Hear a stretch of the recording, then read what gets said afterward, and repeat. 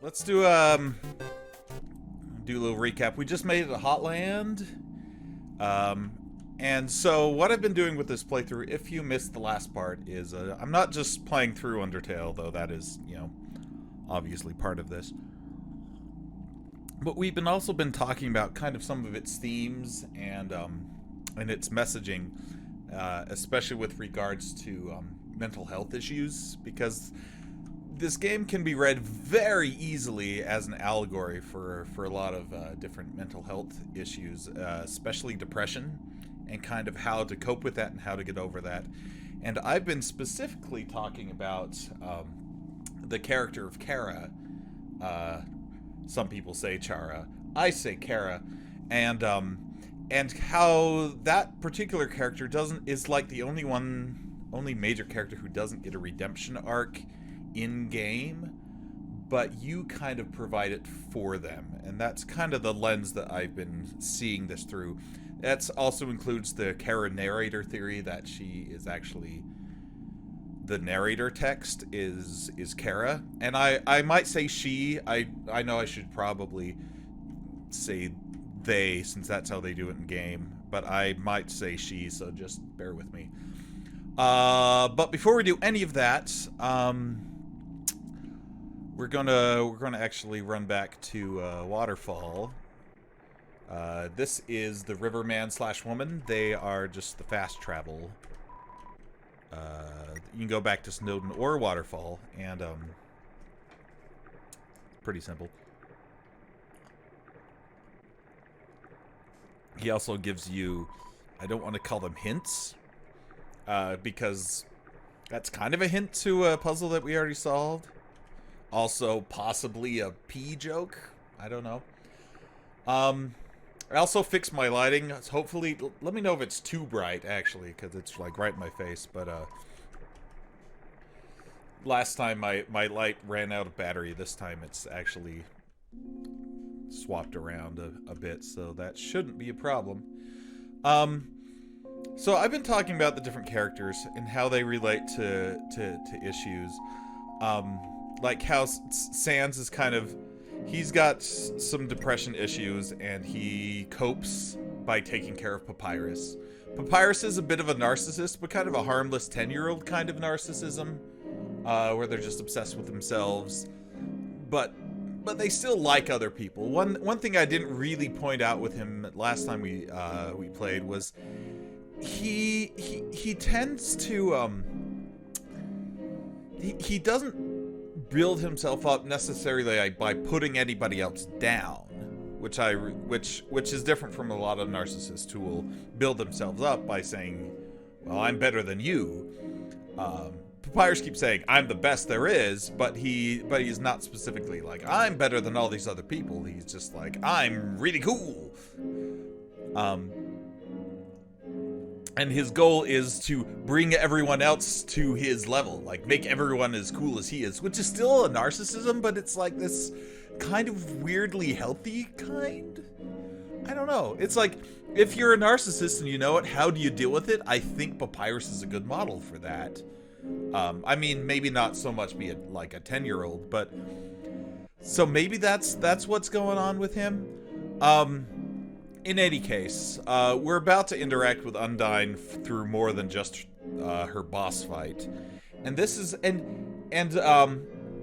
if you're watching this, or if you're watching this in the future, since currently nobody's watching this yet, or at least it's not acknowledging any viewers on my view count, which I don't think is Facebook as well. I think it's just Twitch. So if anybody's watching on Facebook, feel free to chime in. But Undyne it's a character that I have a hard time pinning down with regards to this kind of allegory I'm making with mental health issues. And it's partly because, hey, good to see you. So, well, that answers a couple questions. One, I definitely do not see the Facebook viewer count, because it still says 0 viewers when you piped up, Steve.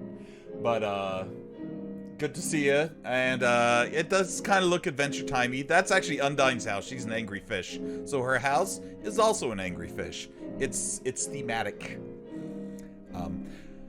But I want to talk to her a little bit, but first we're going to go hang out with her because Papyrus super wanted to hang out, wanted us all to hang out, so now we're going to do that, even though she tried to kill us literally like 5 seconds ago. Ha-ha! Yep. I'm not going to, like last time, I'm not going to read all the dialogue boxes, but you almost have to read out Papyrus's just because he is so great, and he's going to give us a Scott Pilgrim moment. I'm so sad that Sheldon has to work tonight, because he was watching last time. So if you're watching this in future, Sheldon, we're going to have a Scott Pilgrim moment in a second, and it will hopefully make you as happy as it made me. Anyway, let's hang out. Yo. Psst. Make sure to give her this. Yeah, she loves these. Somehow I doubt that, but we'll try it. I love this.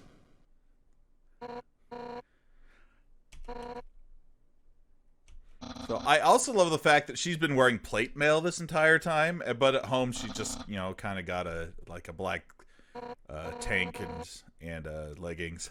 Hi, I don't think we've. Also, that face is great.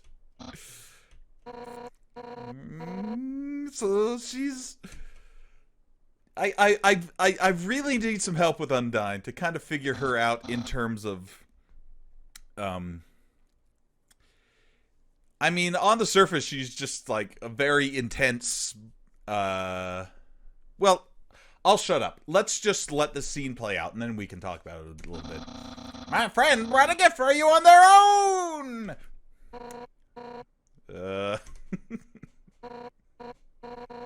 I'll put it with the others. And she's got a drawer full of them, because Papyrus, everybody humors him just because he's so awesome. In some ways, he reminds me of my friend Josh, who is mentally about 10 or 11, but he is as old as I am. And he's been that way since I've known him, since high school. And everyone kind of humors him, even when he does stuff like that, because it's harmless and it's fun, and we all like him anyway. Anyway, let's start. Whoopsie-doopsie, I just remembered. I have to go to the bathroom. You two have fun. He jumps out the window. Anyway, that's the Scott Pilgrim moment. I love it. I love it so much. So, here we are with the fish lady who tried to kill us a second ago. And now that Papyrus is gone, we have no buffer. So... But here's the nice thing about her, is she doesn't immediately try to start killing you again. She's just like... Are we here to humiliate her even further? No, we just got a thing from Papyrus. Ha! Because she does everything with such intensity. Maybe it's a mania thing? I don't know. I'm gonna be friends with you, huh? Never with you. Well, she did try to kill us. What? First you parade in my house, then you insult me. You little brat, I have half of them. I'll prove you wrong. This happens the same way no matter what you answer, so I just wanted to be insulting. In fact, we are going to be besties. I'll make you like me so much, your whole life will revolve around me. It's the perfect revenge. Foo.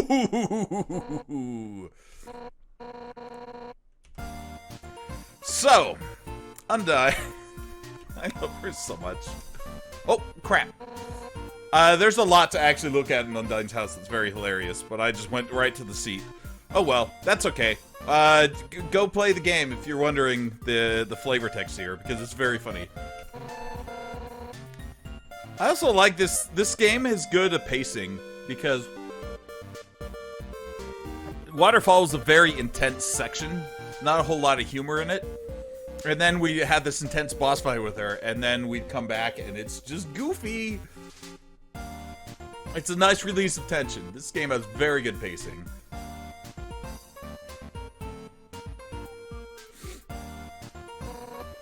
All set. What would you like? Oh my gosh.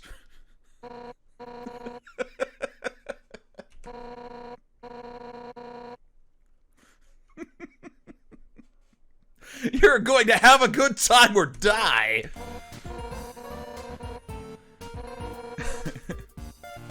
Well, that's kind of her. So, I want undyed. Oh. Sugar. Soda is the sickly yellow liquid. Oh, speaking of which, this isn't soda, I just want to drink.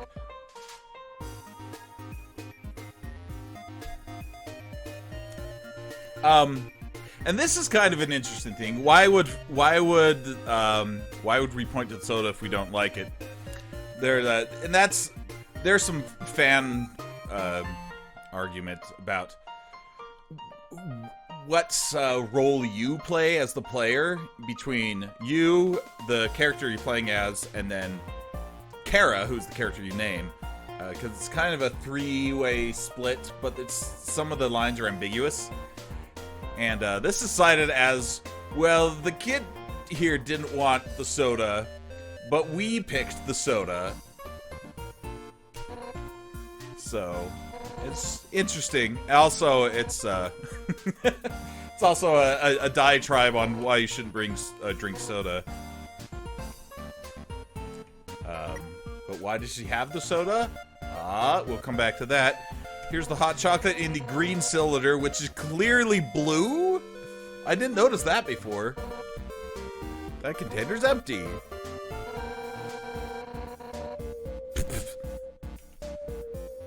That's clearly a blue cylinder. Does that mean something? See, when you read meaning into things, sometimes things that don't mean anything, you read meaning into anyway. Anyway, the tea box is the blatantly correct choice, so we're not going to pick it till last. Let's drink a sword. Gladly give you your fill of swords. So that's it. We're her house guests. That's why she's not killing us.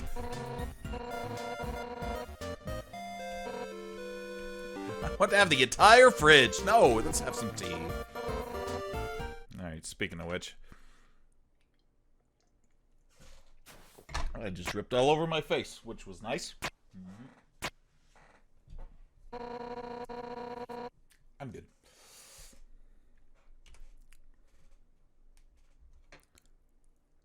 Well, everybody's awkward today. Oh, that was fast. I wasn't done drinking.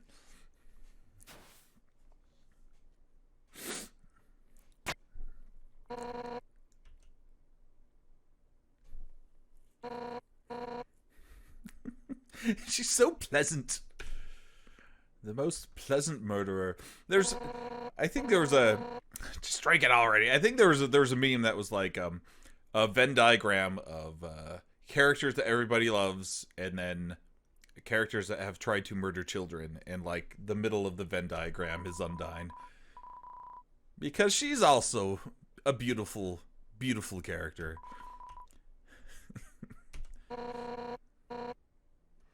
Yeah, Chara just said it was pretty good. Oh my gosh! She is friending the hell out of us.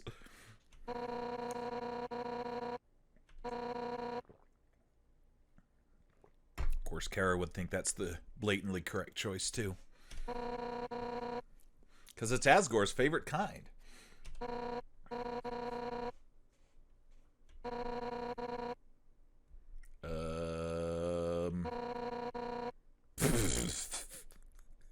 So Asgore, they've been building him up, but they keep alternating between, like, he's a big fuzzy pushover and he's super nice, and then also he will murder you to save everyone else. So given that this is coming from a person who has also been trying to murder us, and who's definitely not a total weenie, we might start getting some insight into who Asgore is going to actually end up being once we get there. Sort of. And now we get Undyne's backstory. Pretty hot-headed kid.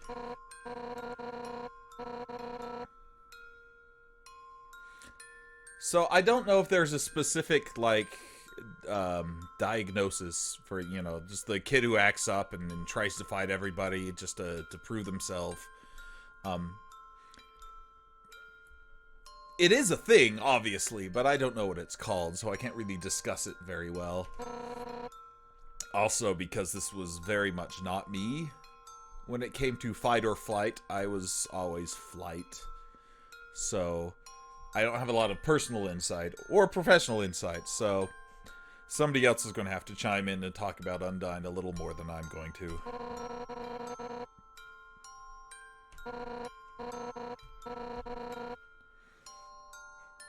But, Asgore's pulling the old wise man routine. Or you just keep dodging your students' attacks and frustrating them. And then he said, "Hey!" Oh. Excuse me, do you want to know how to beat me? This gives you some insight into who Asgore is. He's a good fighter, but he's also fair.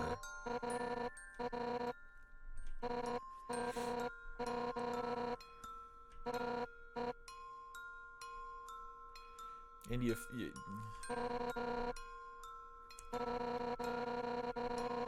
so he's kind of a Worf, because this happens in the episode of Star Trek, the Lower Decks one, where Worf's pupil is trying to knock him down, and she's blindfolded, and then she finally stands up for herself, and Worf's very proud of her. Anyway, it just made me think of that.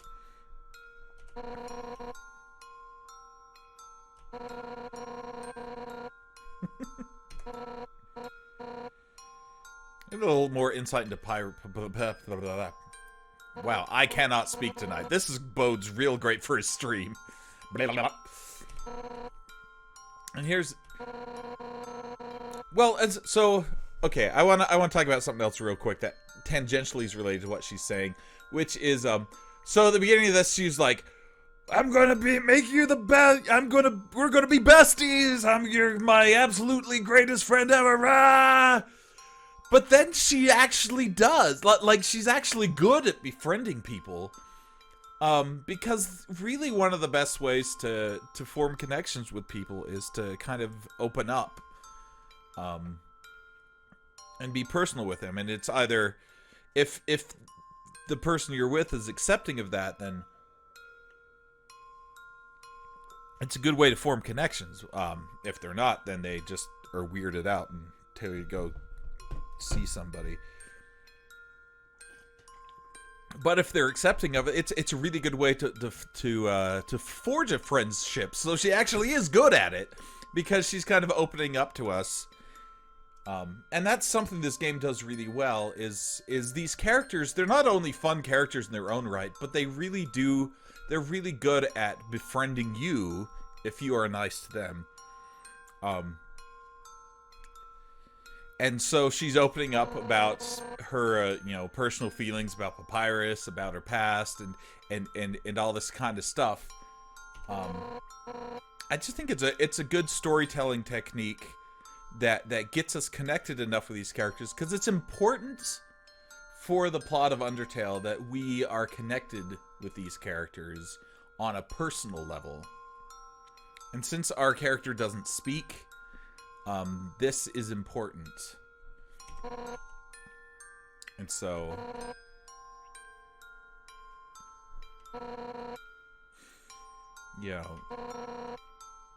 and Papyrus, he's just too innocent and nice, and that's true. He was supposed to capture you, and he ended up being friends with you instead. So, but which is exactly what she's doing. I don't know if she's self-aware enough to realize that.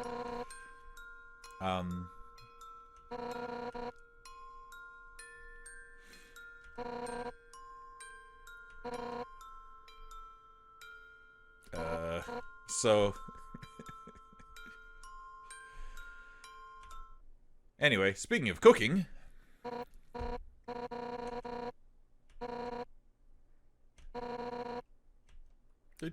oh, that's time for me to drink too. Alright, that's gone, so I can move it. Wait a second! Papyrus, his cooking lesson! He was supposed to have that right now! But he had to go to the bathroom. And if he's not here to have it, You'll have to have it for him. This is one of my favorite parts of the game, by the way. This is There are two sides of Undyne. One is the scary person in plate mail who tried to kill us, and this is the second side. And I love it because here we go. That's right. Nothing has brought Papyrus that closer than cooking. Means if I have to give you, blah. My gosh. Foo, that's the creepiest thing ever. We're gonna be best friends!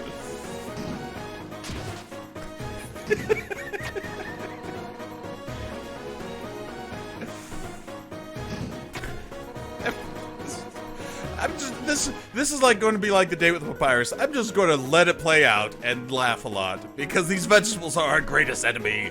Pound them to dust with your fists! The best thing to do is to be terrible at it because it's more funny. You pet the vegetables. Aww. Stop petting the enemy! Show you how it's done. Yeah!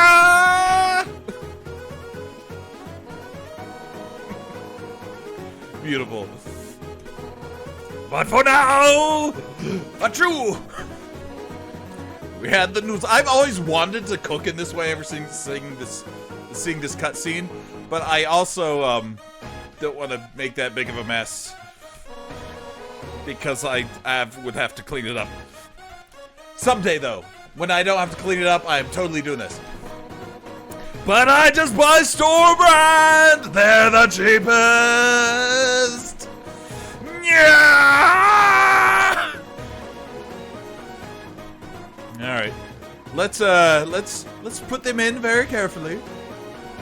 Tink, tink, tink, tink. Nice. Oh, wait, what? Question marks. Oh. Now time to stir. My voice is already going to be gone the first half hour because Undyne is how we're starting this thing. The more you stir, the better it is. I don't think that's necessarily true. Hold on, I gotta hit Z a lot. I'm not hitting it very fast. I don't know if you can hit it fast for her not to take over. Because that just has to happen. That's the stuff.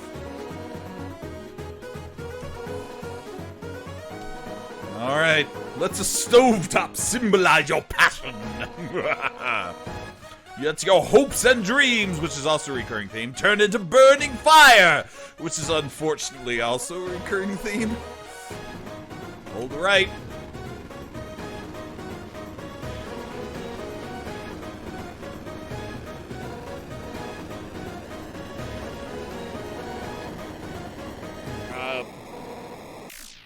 That's why you put water in the pot, by the way. Also, the other reason I've never quite cooked like this is because I don't want to burn the house down. No wonder Papyrus sucks at cooking.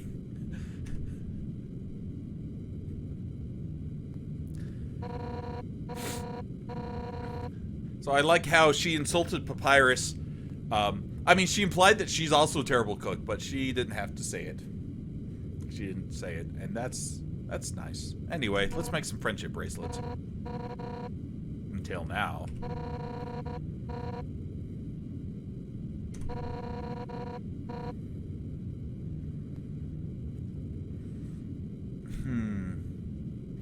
And then, at the end, she displays some humility, so... This is like a textbook example of how to get someone to like you, and I appreciate it. I wonder if he, like, read a book. Or maybe he's just a likable guy. I mean, of course, in this version, you have to burn your house down to make it happen.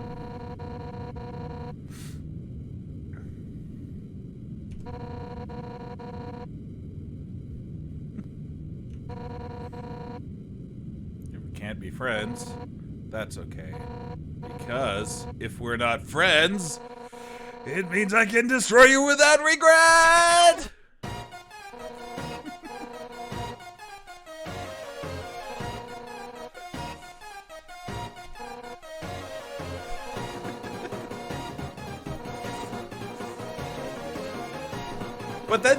but then, and I'm not sure, like, because we can do a fake attack on her, or we can actually do a real attack on her. But since we're only at level 1, it's going to suck.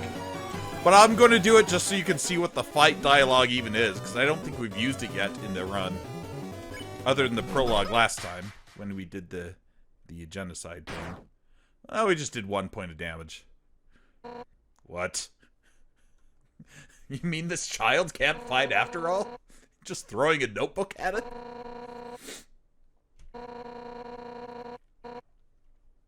No. Yeah, she's too cool. I don't want to hurt you.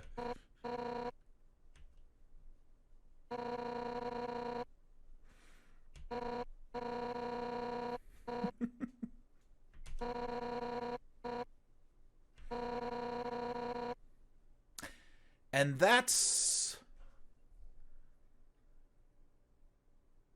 an interesting line, because I'm not 100% sure who she's referring to, because that could imply a lot of different things, and I'm not sure how much I should talk about that, because that gets into kind of spoiler territory. Not that I'm really that concerned about spoilers throughout this, because we already saw the end of one of the routes of the game, and there's been a lot I've been talking about that's been spoilery, but it's implied that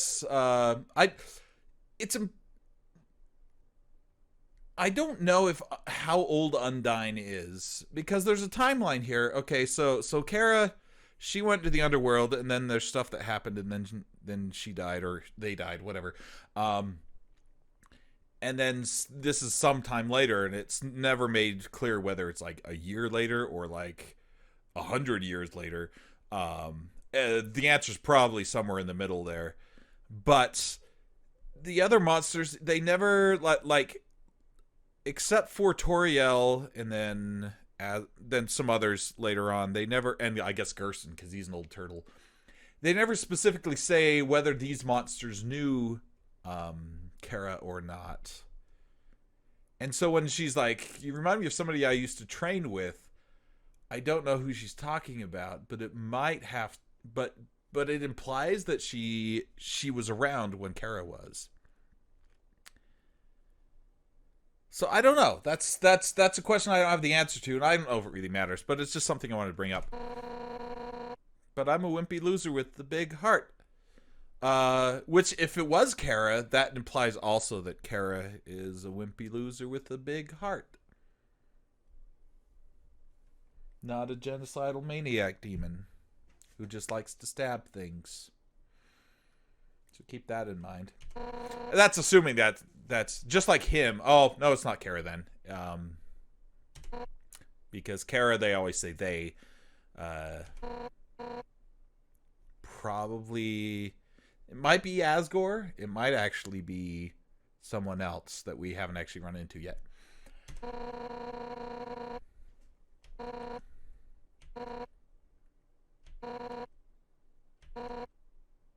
And that's the other thing, is they've said Asgore's going to kill us, but he's a big fuzzy pushover.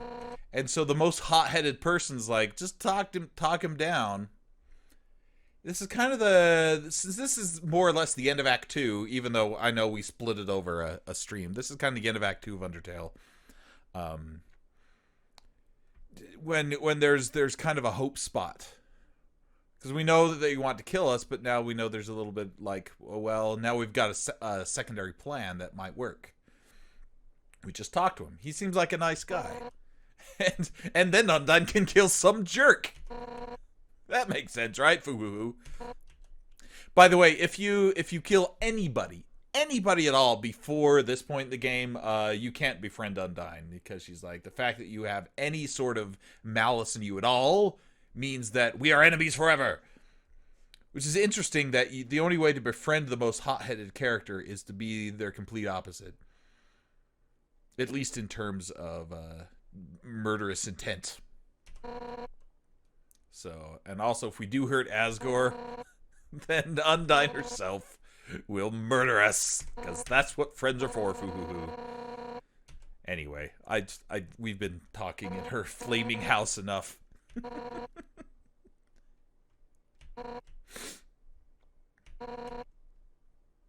And here's the other thing. If you ever need help, just give Papyrus a ring. Since we're in the same spot, I'll be able to talk too. And here's the other best part about Undyne. A, this house is great because it's crying. B, I haven't been doing the cell phone thing, but if you call, now Papyrus and Undyne are on the same line, and they do a comedy duo shtick. That's Undyne's house. It's a great place to, yeah, that's my house. Hi, Undyne. How'd you get here so fast? I ran.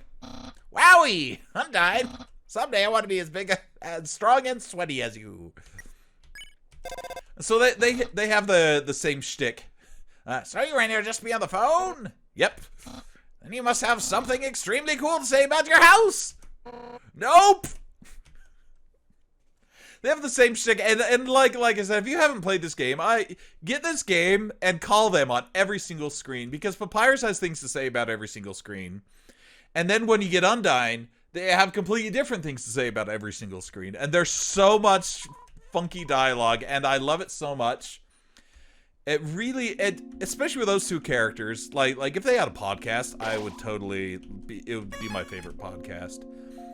And, somebody needs to convince Toby Fox to hire two people to be Papyrus and Undyne and just be a podcast. Talk about whatever. Maybe it exists. Somebody tell me if that exists. If somebody has done, yeah, so like I said, he gives clues sometimes. Somebody tell me if somebody has done the Undyne Papyrus podcast. Because I would be there. I would totally be there. That would be the best. Anyway. I'm trying to see... It's hard because I'll have to watch the video later. Because I just barely got this set up before I had to stream the lights. And I don't know if the glaring off my glass is weird or not. Because whenever I look over, it's too late. Because now I'm facing a different direction. Anyway. So I'm not going to call them on every screen. Like I said, you'll just have to buy the game. But I'll call them once just to show off kind of what they say. Then I'll tell them to, well, nothing, I guess. I already told them to seek out and destroy you. And if I can't just tell them I've changed my mind. You see, Alphys showed me these animations about humans so I can learn their weaknesses. This pretty much describes why Undyne is the way she is as well, is because she watched a lot of anime. So that's her. One of them was about this human they can control people's minds! Surprised? I know your kind's hidden power! I told my crew that I ever defended a human, I must be under some kind of mind control! And to disregard everything that I tell them! So sorry, my hands are tied. By the way, the animation's really good. So that's the other thing is, you'd think you could bypass this because we're friends with Undyne now, but nope, the game has the best way to tell you that that's not possible. I'm not gonna tell them to let you by. Anyway, let's move on because we're about to meet the character that I am the most conflicted about in this game. And I will tell you why once we get along, once we meet up with her, and it's you. Yeah, so we're on like a TV screen here, which is certainly not creepy. Also, there's a figure that first time I played, I thought looked like a yellow Waluigi, and it still kind of does. Anyway. This is Alphys. She's been mentioned a couple times. She's kind of Lisa Simpson looking. If Lisa Simpson was a dinosaur and also had severe social anxiety issues, which she kind of does, so, but also liked anime. I haven't showered, I barely dressed, it's all messy, and I don't know how much... Anyway, Alphys, I am so conflicted about Alphys. So we're just going to let this intro play through. And, We'll talk about her in a minute. But I'm not one of the bad guys. Also because she's been, like, creepily watching us the whole time. If you remember back to last time, as soon as we left the ruins, we checked the bushes, and there was actually a camera in the bushes. This is why. Hold on. Speaking of cameras. Sorry, there's some schmutz on here.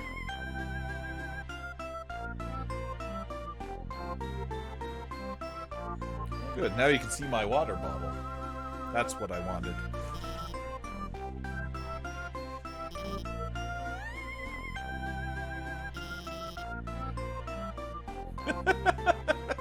And there's that too, you know?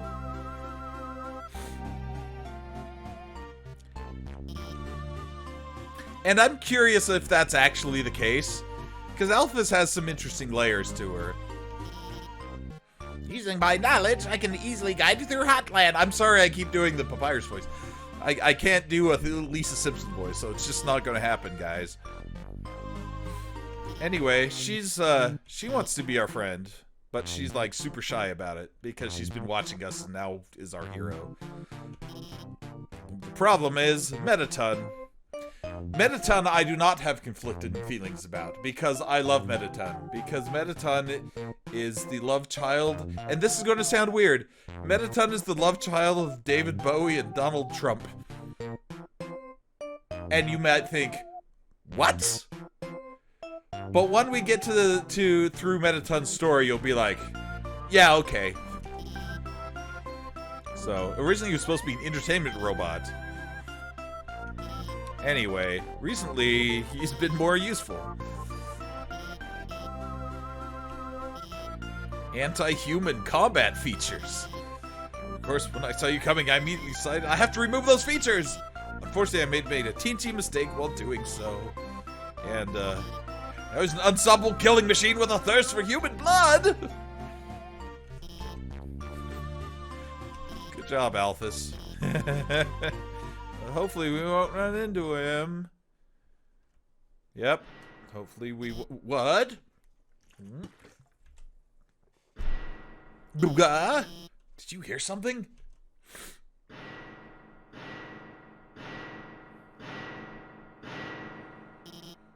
Uh-oh.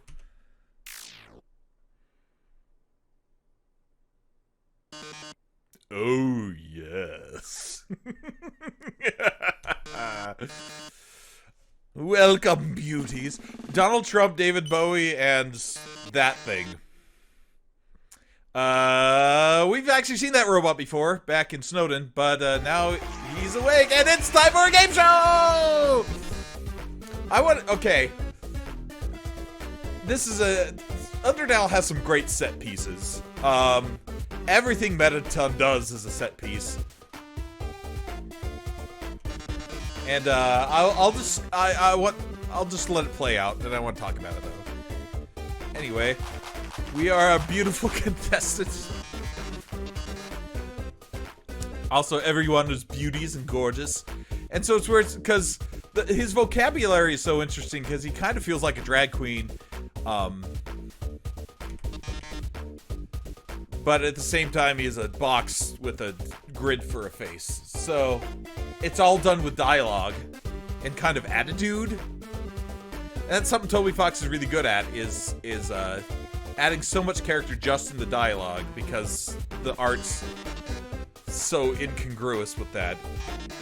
Answer correctly. Also, it's an unstoppable killing machine. I forgot to mention that part. Or you die! Anyway, this is Mettaton. If you can check him and you can cry. Let's check him. His metal body renders him vulnerable to attack. So even if you wanted to be like a genocide-y person and kill Mettaton, you can. He's made of metal.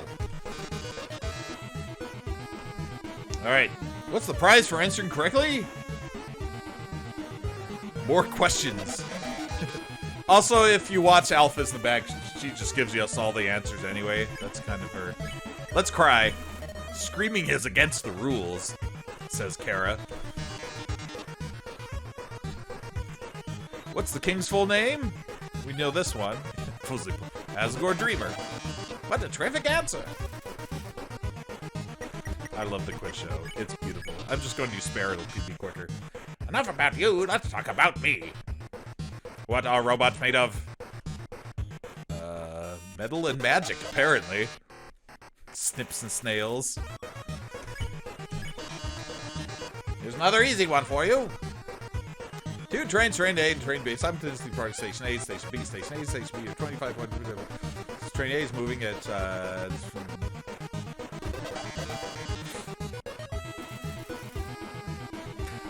I'm impressed that Alphys could figure that out that fast. Don't count on your victory. How many flies are in this jar? 54, I guess.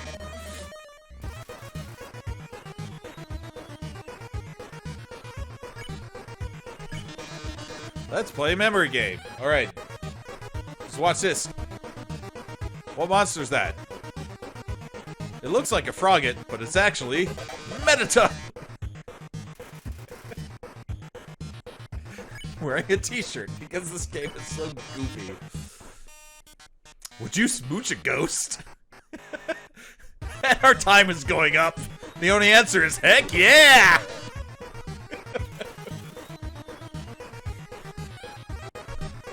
That actually comes important later. We don't actually smooch any ghosts, but we'll come back to it. Here's a sample one. How many letters are in the Medita? That many! Of course that was easy for you. Oop. Time to break out the big guns. In the dating simulation video game Mew Mew Kissy Cute, what is Mew Mew's favorite food?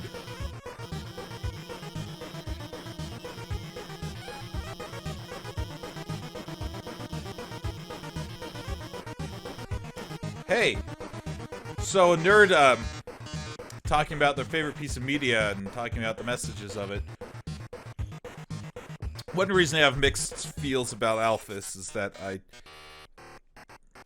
see too much of myself in some of that. So, you know.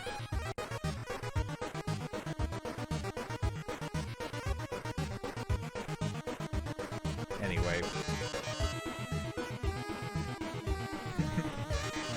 I'll ask a question.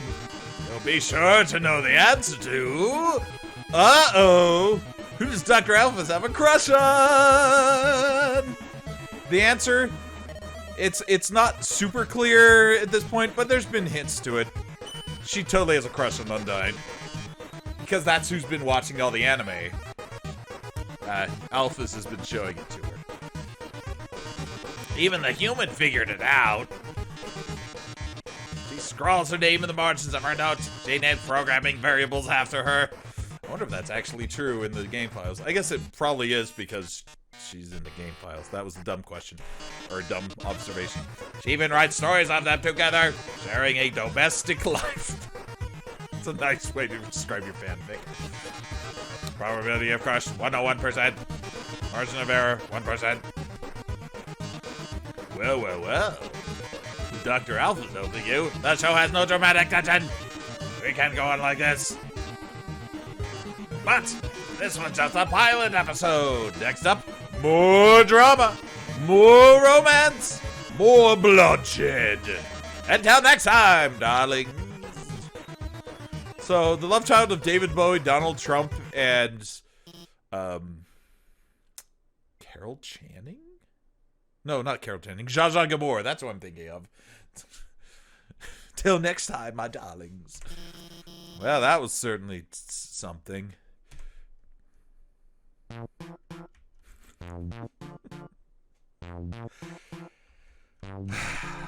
Anyway, here's a dog of bag food. Wow. Wow. This is a great time to stream. That last question, he wasn't supposed to ask. He wasn't supposed to ask that one. Almost like Alphys knew this was going to happen.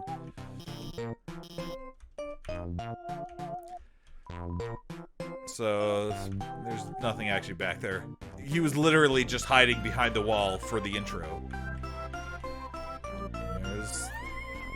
Can't go in the bathroom. I guess that's all Alphys is going to tell us. Oh, hold on.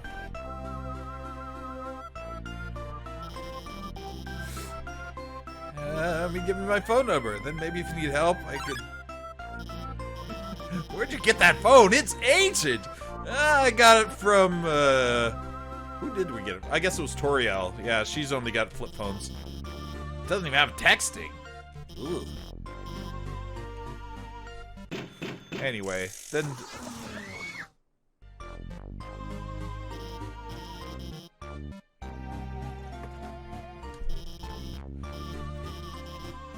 It's got a keychain. And, yep, now we're officially friends on Underbook. It actually has a name.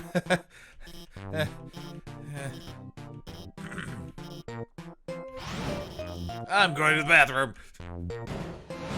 So that's also the running gag, is when you need to leave, you just run to the bathroom. It's a beat-up figurine of a female human with cat ears. See, it looks like Waluigi, but apparently it's a cat girl. Because anime. Well, that's gross.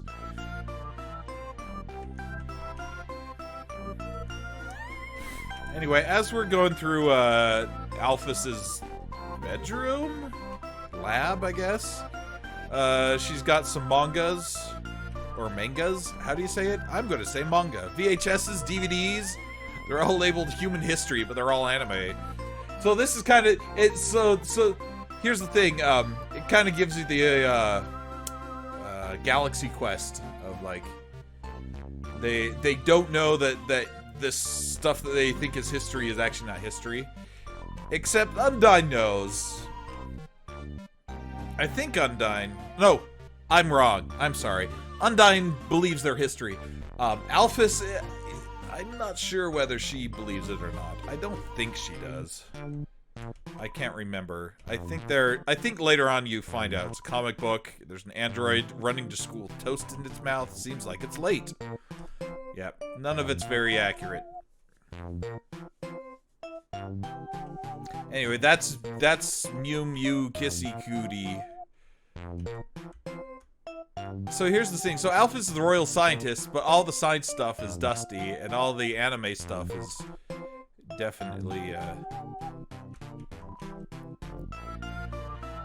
more or less dusty. Letters from many monsters: Frogget, Snowy, Doggo. And she's got a lot of unopened letters. That will be important later. A lamp with no light bulb. I don't know if that's important later. But here's my favorite. It's an incredible invention. When not in use, this bed folds into an extremely easy-to-draw box. That's my favorite meta commentary.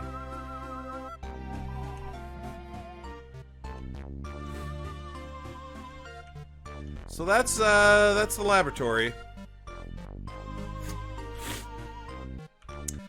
So here's the thing. So each of these areas so far has kind of hold on. Just realized I didn't watch Undyne Find the Human anime emoticons. Well, I know she's unbeatable. I'll ask her about it later. Boing. Each of the areas. Oh my gosh, Alphys. Now she's giving us cat emojis. We talked for a second. So each of these areas is kind of also related to some mental health issues. Like I think I was a little wrong last time when I was talking about Snowden, because I said it was like kind of like denial in the grief process, but I don't think these are actually correlated to the grief, like the 5 stages of grief that everybody seems to like to cite. I think it's more just different ways of coping.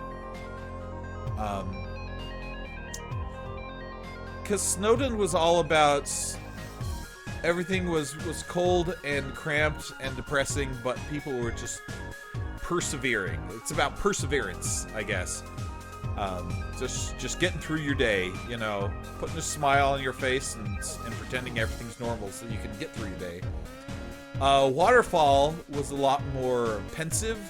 Like, there's almost nobody there, but it was more about you know, it kind of the isolation side of depression. Everything's subdued, and kind of in your face with, well, the music was in your face, but this music's a lot more in my face. Strike that one. It's just a lot more, I want to say, there's ominousness to it because Undyne's stalking you the whole time. There's a lot more despair in it, but there's also hope because there's all those echo flowers and there's the history of how monsters are finally going to be free. And now we're getting into Hotlands, and Hotlands is such a ride compared to the other ones. And I mean, literally, I mean, there's going to be a conveyor belt here coming up. But so Snowden was cold but had goofiness. Waterfall was somber but hopeful, and then Hotlands, I think, is kind of a manic thing because it's just, hold on, there's a Vulcan, not Vulcan. Mistakenly believes its lava can heal people. So Vulcan is like, Vulcan is so sweet. Oh my gosh. So Vulcan is the clueless toddler of the underground. You can criticize him and make him sad, or you can encourage him and make him happy. You're doing a great job. Okay. Then fireballs. Yeah, and each of these are doing like 4 HP damage, but that's okay. Since we encouraged them, then now they're happy and not attacking us. Which I'm not sure that's how that works, but whatever. Alright, Alphys is much more comfortable posting stuff online on social media to everybody instead of actually interacting with anyone on a personal level.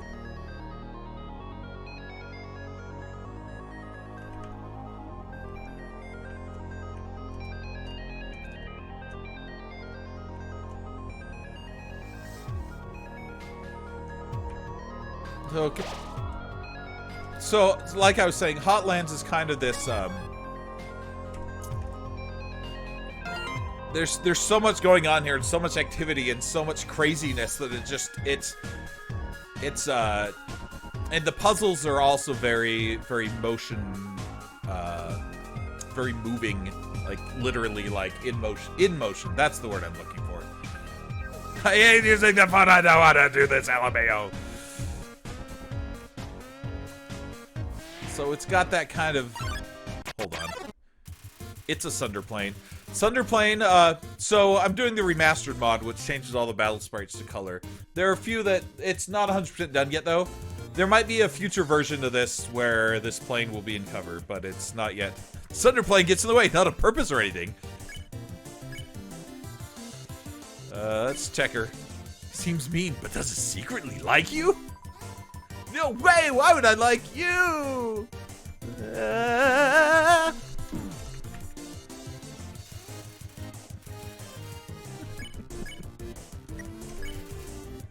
You get close to Sunderplane, but not too close. So that's a, and now it's blushing. So you get close enough to be in the green area, but not so close that... Kind of a... And then when you spare it, it goes like halfway across the screen because there's symbology here.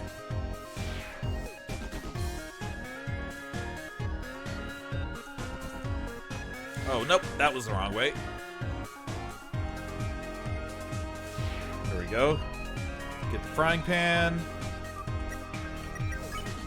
So the frying pan, I believe... Yeah, consumable items heal 4 more HP, so that's that can be useful. The book that we've currently got equipped, I believe, has the advantage of your vulnerability frames last longer. So I'm not sure which one I like more. We'll stick with the book for now, unless somebody says different. And Alpha still hasn't called us. She's gonna do it. She's gonna call. Come on, bite that bullet. Don't be so nervous about it. Just call. And she did it! Kind of. Whoever's calling hung up before you answered it. Do we want to talk to Alphys? Because she's so stuttery and crazy. And I don't know if I want to talk to her, because she may, you know, just stutter a lot and lose her train of thought. And then, yeah, probably best she doesn't call anybody, right? Hi! So the blue lasers... Blue lasers? I mean, Alpha's here. Hi! The blue lasers won't hurt you if you don't move. Orange ones, you have to be moving, and they won't move through those ones. Keeps losing her train of thought.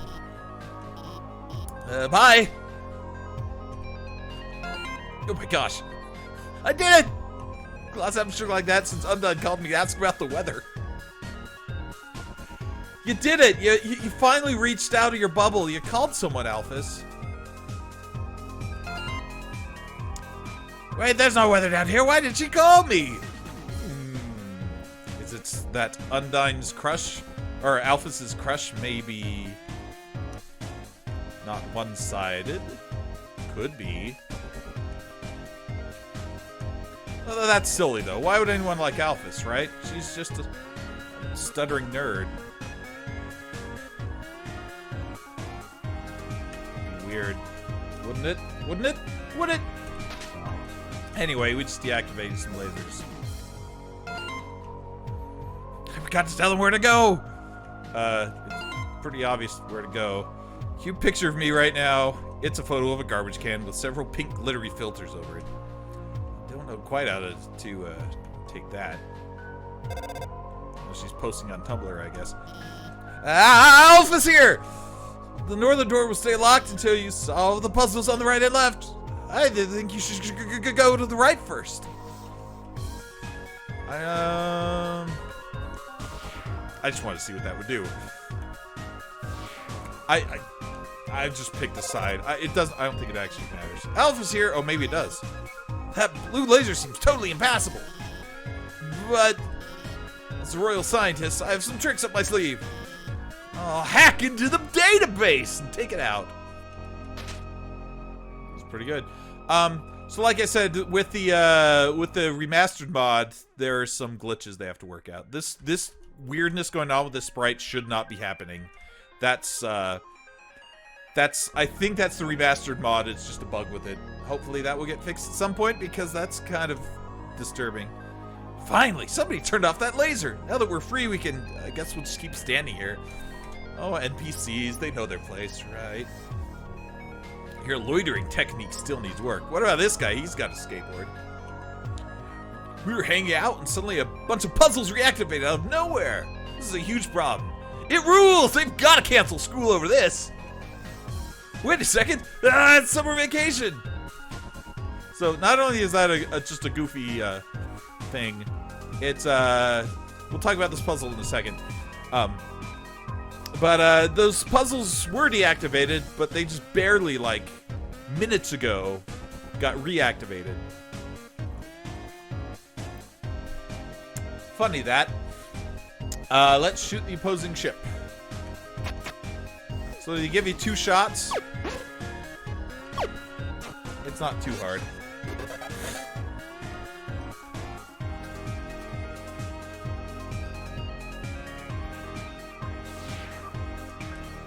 I think they tell you to go to the right first because there's no laser on this side. Wonder if it would be unfun if I explained the puzzle. Explaining stuff that doesn't need explaining that people have already figured out on their own? Who'd want to hang out with that person? The way to work is blocked, so I had time to catch Metaton's show on my phone.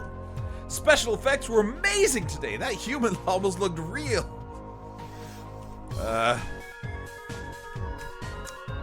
Experienced viewer like me knows CGI when they see it. See, some of the minor characters, the throwaway NPCs, like the cow in the business suit and the cup of coffee, drinking a cup of coffee. Yeah, he's the most popular star in the underground. His fan club probably has at least 3 dozen members. And that's the other thing that's interesting about Hotland, is it's filled with goofy NPCs like this all over the place. Whereas Waterfall had, like, nobody except for ghosts and I guess the mad... Well, that he was a ghost, too. Ghosts and snails. And that one duck, I guess. I guess the ice cream guy was there. Never mind. Here's a cat.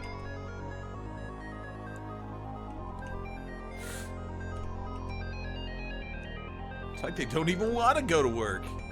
Sorry. Sorry, cool Garfield head. And he the gist of these puzzles, and I didn't read the instructions, but the gist of it is, whatever direction you press, all of the boxes move in that direction. This is just the tutorial one, but there will be ones later that are a little more complicated. That's the gist of those. They're like fun little flash games. Or mobile, caliber, casual game puzzles. Anyway, whatever. I'll just explain. I think okay. About the puzzles on the left and right, they're a bit difficult to explain, but we already solved them. Awesome! Yay! Alphys. Alright. Hotland is also punctuated with some great set pieces. We've already seen the one, which was the quiz show. But they're all beautiful set pieces. I'll hack into the light system and brighten it up. Wow, you can do hacking with anything. Uh-oh. Oh, yes. Welcome, beauties, to the undergrad's premiere cooking show. Cooking with a killer robot. Preheat your ovens, because we've got a very special recipe for you today. We're going to be making a cake. My lovely assistant here will gather the ingredients. Everyone give them a big hand! We'll need sugar, milk, and eggs. Go for it, sweetheart. This isn't a show about washing your hands, darling. That's on Wednesdays. Okay, that's my Melaton voice. It's going to go with it. Anyway, as per culinary standards, a death force field surrounds the kitchen. Thanks, Chara.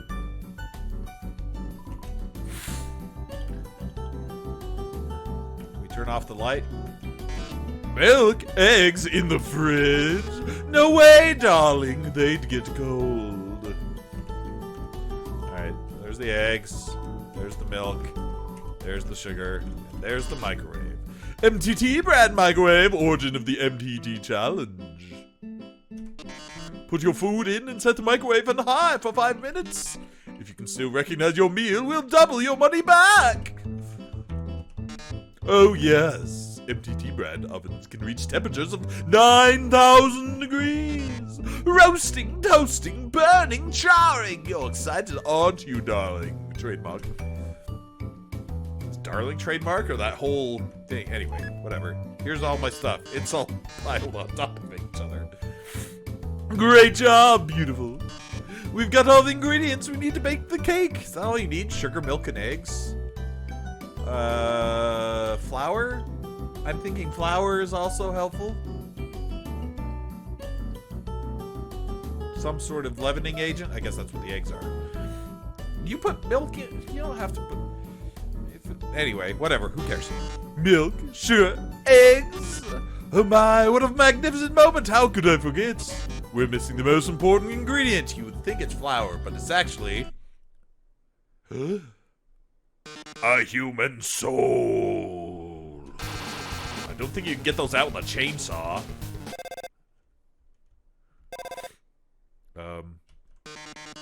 Hello? I'm kind of in the middle of something here. Couldn't you make a... Couldn't you use a substitution in the recipe? A substitution?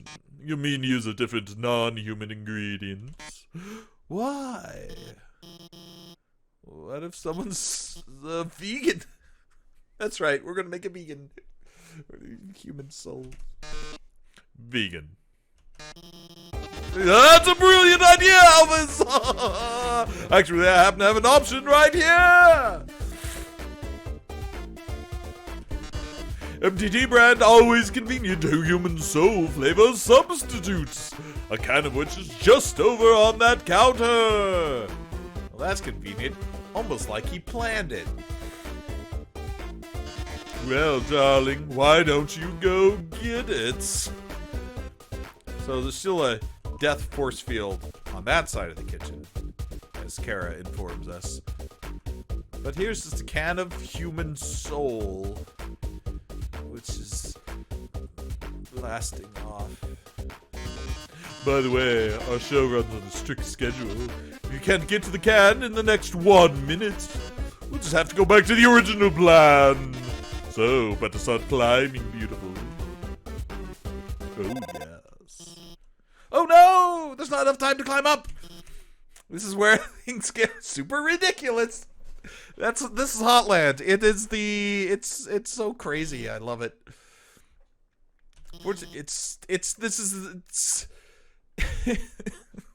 Hotland is so wacky. And now our phone has a jetpack button.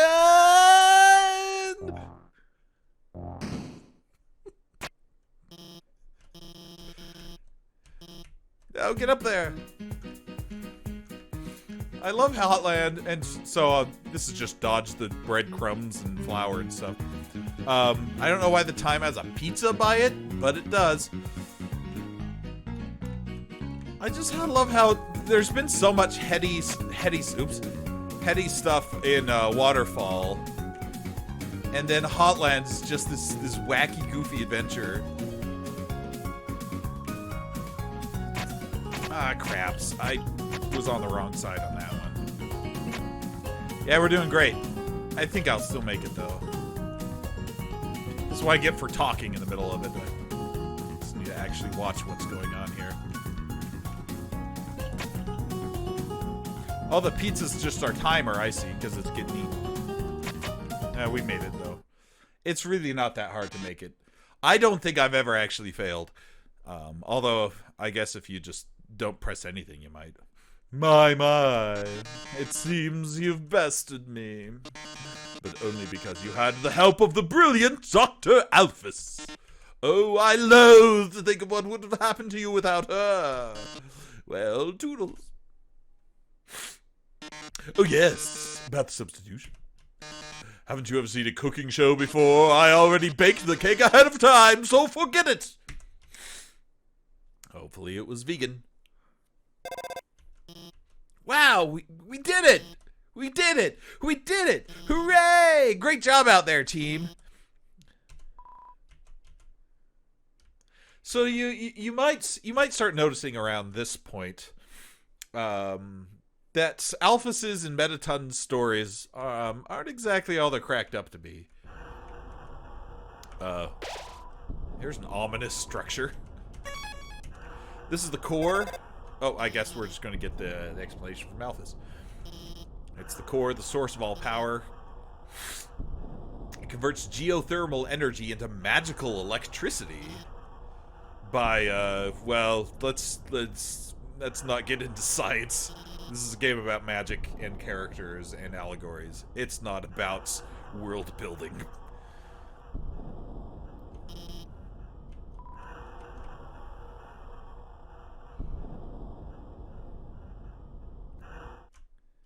Anyway, we finally made it to the elevator. Which means, I'm just going to left floor 1 real quick to show you what that is.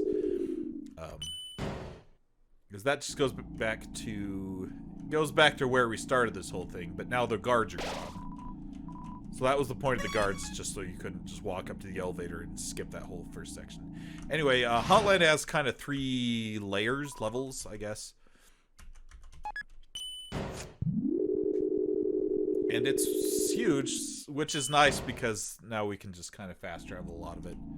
Anyway, this is Heat's Flames Man. Remember that name. Remember it. He also looks like a hot home star. Oh, good. It's Sans. Oh, and I forgot to say, when we got our phone upgraded, that box that's been showing up is now part of the phone? Somehow. But more importantly, although I'm going to put this pan in there. More importantly, it gives us a different box as well. So we could, like, empty our inventory when we talk to Sans here. Because we can buy hot dogs from Sans. It's only 30G. Yeah, dog. Apostrophe dog. It's short for hot dog. Sans actually doing... He's actually having hot dogs. So he gave us a hot cat.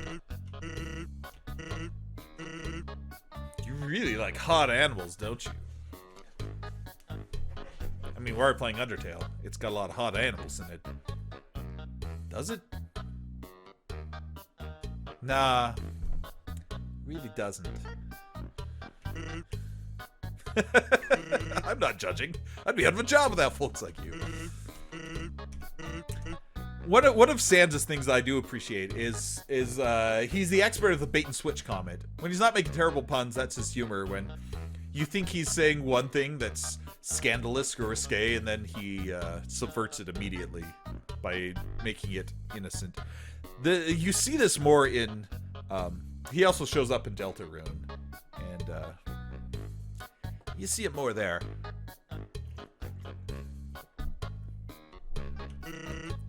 Apostrophe dog. It's short for apostrophe dog, which is turned to short for, well, you get it. I just like buying hot dogs because he's got a lot of good dialogue. Huge is in super popular. Well, that's true, Sans. You are the most popular. He's a hot dog tycoon. And that's, yeah, he's out of dialogue now.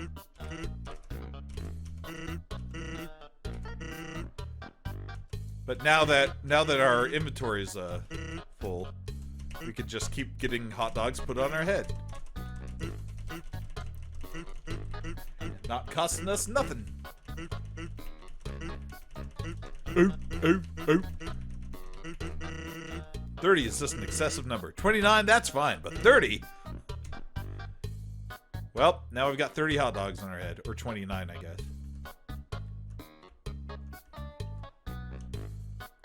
Whoop! Anyway. Dinner with a girlfriend! It's a picture of a cat girl figurine next to a bowl of instant noodles. Oh, I didn't get the instant noodles! Ah, that's a shame. Maybe I'll get them later. The instant noodles is one of the best inside jokes in the game. Anyway, this is Pyrope. He's never warm enough. Oh, that's right. You gotta move. Remember, move through orange. I forgot that that's what I was supposed to be doing. We do have one hot cat. I just wanted to eat a hot dog. Because I was only at 10 HP. Whoa, hello. See, and this is the other thing with this mod is that there's too many colors. It's hard to tell what orange is and what is not. Or it's just colored like an explosion. So, he's never hot enough, so we gotta heat up stuff for old Pyro up here. You notice that invincibility frame lasts a really long time. That's why I'm keeping the book on for now. Pyro wants more heat!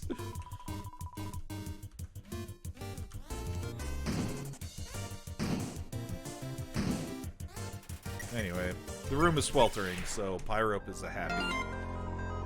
Cool Skeleton 95 posted a picture. Are we posting hot pics? Here's me and my cool friend!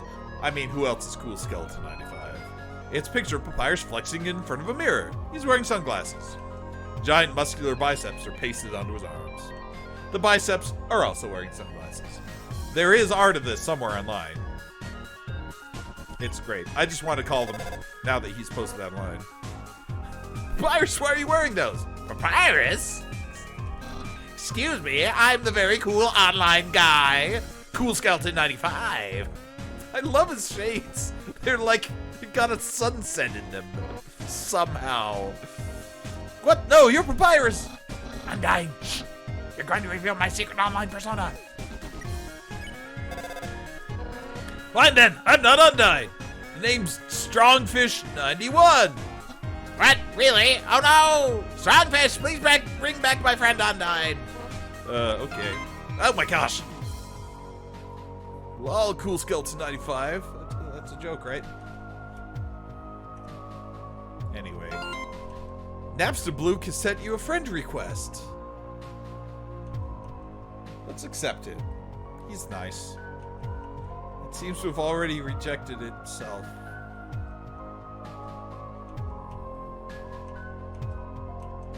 This is the stained apron.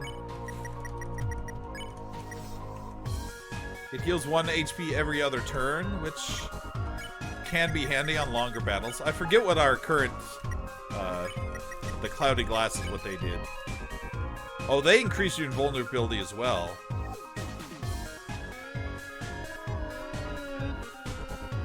Okay.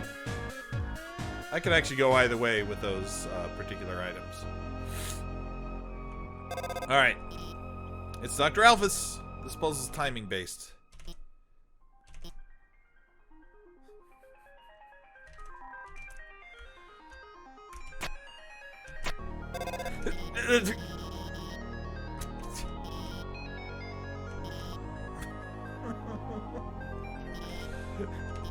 It looks like you only need to press 2 of them. So, Alphys.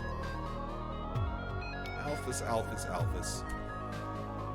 There's so much I've got to say about you, but I can't really say a lot of it until we're kind of at the end of the Hotland segment, and we've kind of got her full deal. Although you could probably guess at a lot of it.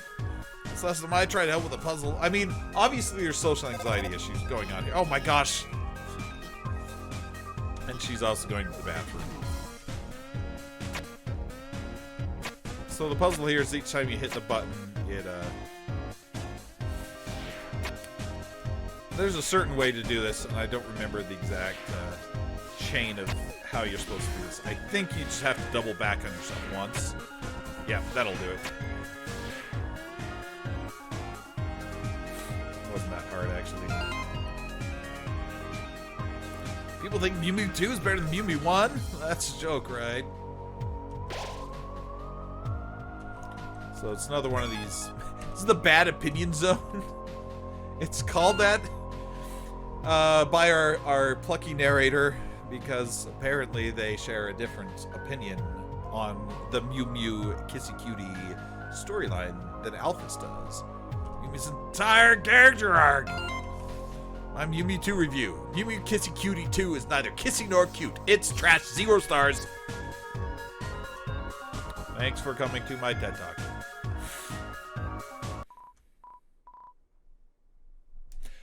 I've wondered, and I'll get to the hey you stop in a second. I've always wondered what Undertale will seem like in 10, 20, 50 years. Because so much of its charm is rooted squarely in the mid-2010s, mid-2010s, 20 teens, in the middle of that decade. But there's also a lot of it that I think is kind of universal. So I wonder if it would be like Alice in Wonderland, where 90% of the jokes nobody gets anymore, but everybody still enjoys the story. I don't know. Come back to me in 50 years, and we'll see. Anyway, here come the Royal Guards. We've received an anonymous tip about a human wearing a striped shirt. They told us they were wandering around Hotland right now. I know, it sounds scary, huh?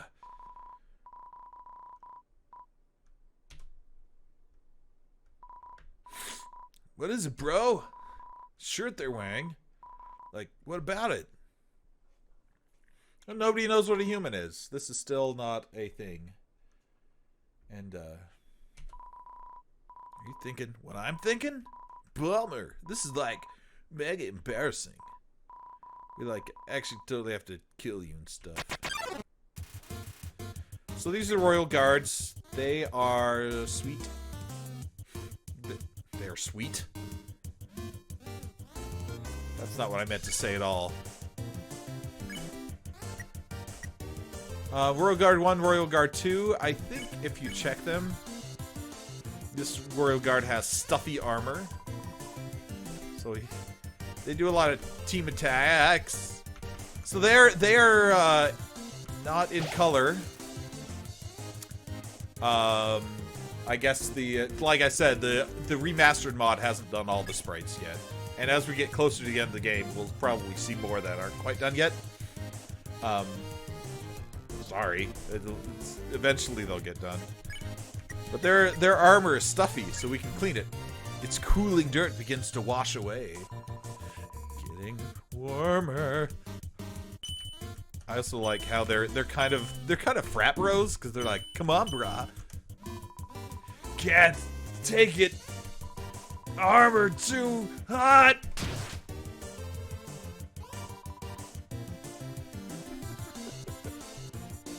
So now his rippling muscles have burst out of his suit, and the other Royal Guard is like, oh, because this is how this game goes.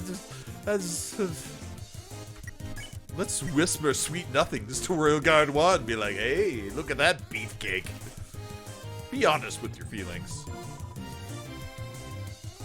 And now their attacks are just all over the place, not coordinated anymore. Dude, I can't take this anymore.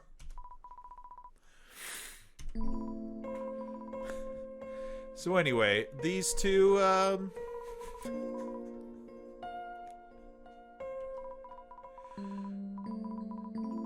because everybody is friendly in this game, right?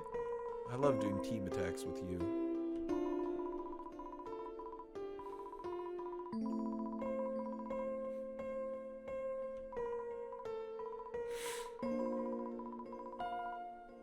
Oh. Well, does O2 return his advances? Or was this just super awkward? Could really go either way. We've already been shot down by Papyrus once. That's happened in this game. I mean, bro, that human put me under mind control. Remember, that was set up. That was a Chekhov's gun.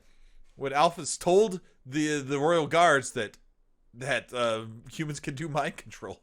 So, paying off. What was I just saying? It's all a blur, dude. Whoops. O1, or O2, I guess, isn't buying any of it. What is the mind in control, or the control is in the mind? I'm not sure what that means, but the answer is yes. Do you want to get some ice cream? Yeah, I think these two have got something to talk about. Sure, dude, let's just kill this human first. Just kidding. We're just going to ditch them. They can go get ice cream themselves.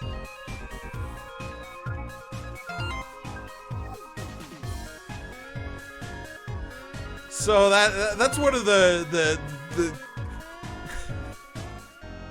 goofiest fights in this game. Hotland is just so all over the place, but it's beautiful. Uh-oh, it's dark. You know what that means, folks. Okay, I'm back. It means it's time for hacking. I mean, for the news. And also, Metaton down there looks like Dr. Robotnik. With the red suit, I mean. That's just what he always reminds me of. Oh, yes. School canceled over reactivated puzzles. Good evening, beauties and gentle beauties. This is Metaton reporting live from MTT News. An interesting situation has just arisen in Eastern Hotland. Fortunately, our correspondent is out there, reporting live. Brave correspondent, please find something newsworthy to report.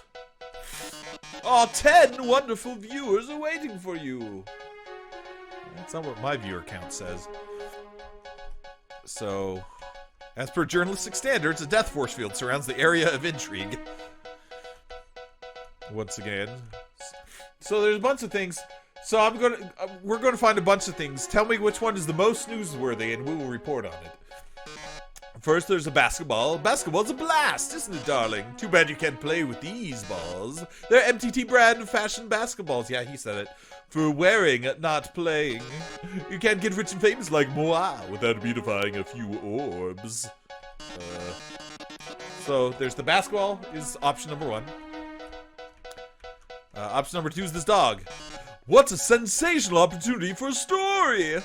I can see the headline now! A dog exists somewhere. Frankly, I'm blown away. So, there's the dog, who's also in the background, by the way, like in the cityscape behind him. Oh my, it's a present, and it's just you, darling. Aren't you just bursting with excitement? What could be inside? Well, no time like the present to find out. So that's option number 3, the present. We've also got this.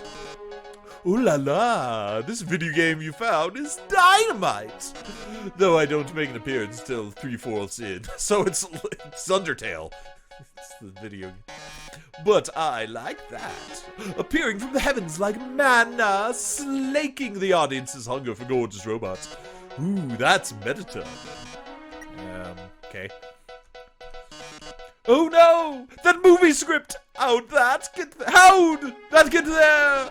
It's a super juicy sneak preview of my latest guaranteed not to bomb film. Mediton the movie 28, starring Mediton. I've heard that like the other films, it consists mostly of a single 4-hour shot of rose petals showering on my reclining body. Maybe that's why I'm giving him the hedonism bot voice, because that's what he was reminding me of. Ooh, but that's not confirmed. You wouldn't spoil my movie for everyone with a promotion story, would you? Phew, that was close. You almost gave me a bunch of free advertisement. And then finally, the last thing is this. Oh my, it's a completely nondescript glass of water. But anything can make a great story with enough spin. So those are the 6 options. I'm back down to 0 viewers. So unless there's someone on Facebook, because I don't get that count, I'm just going to pick one at random. We'll give you a couple seconds more. Actually, I got to take a drink real quick.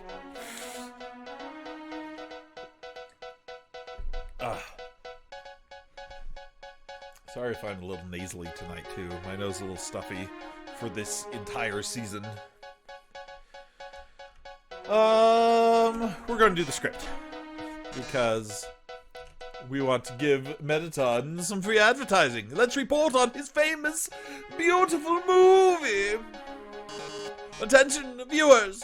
Our correspondent has found a movie script. Oh my, it looks like it's for my latest film. Let's not keep them waiting. Let's open it up and get the scoop. Oh, what's that inside the script? That ticking sound! That lit fuse! Oh my! Looks like I was wrong about the movie. We definitely have a box office bomb on our hands. We all knew it was coming.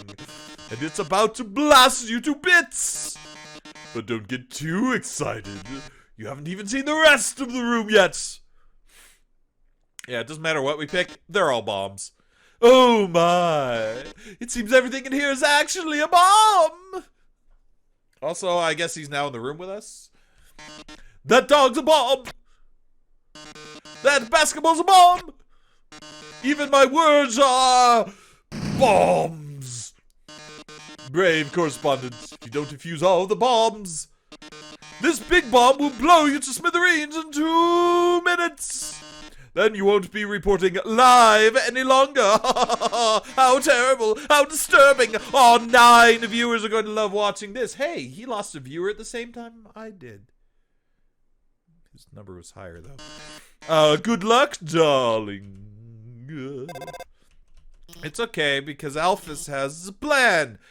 Conveniently, there's a bomb defusing program on the phone.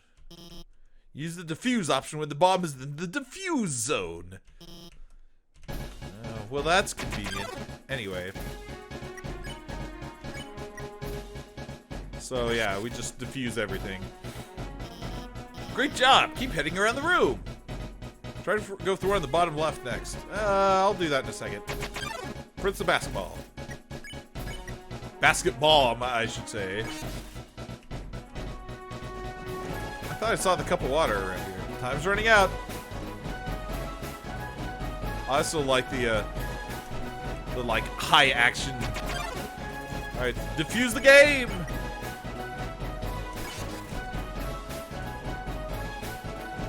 69 seconds left. Nice.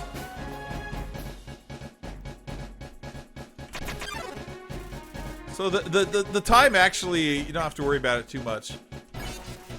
Because the timer will actually slow down.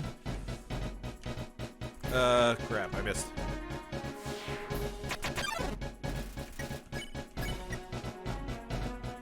In fact, one of these days I'll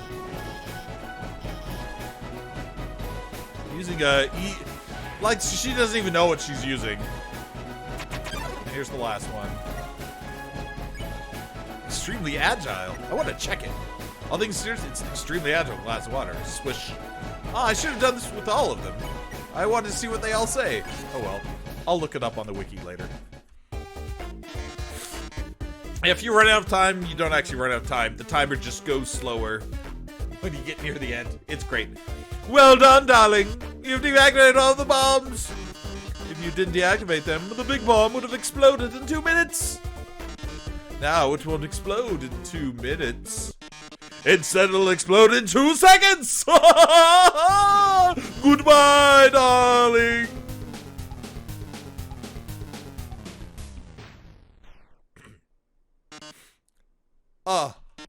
It seems the bomb isn't going off.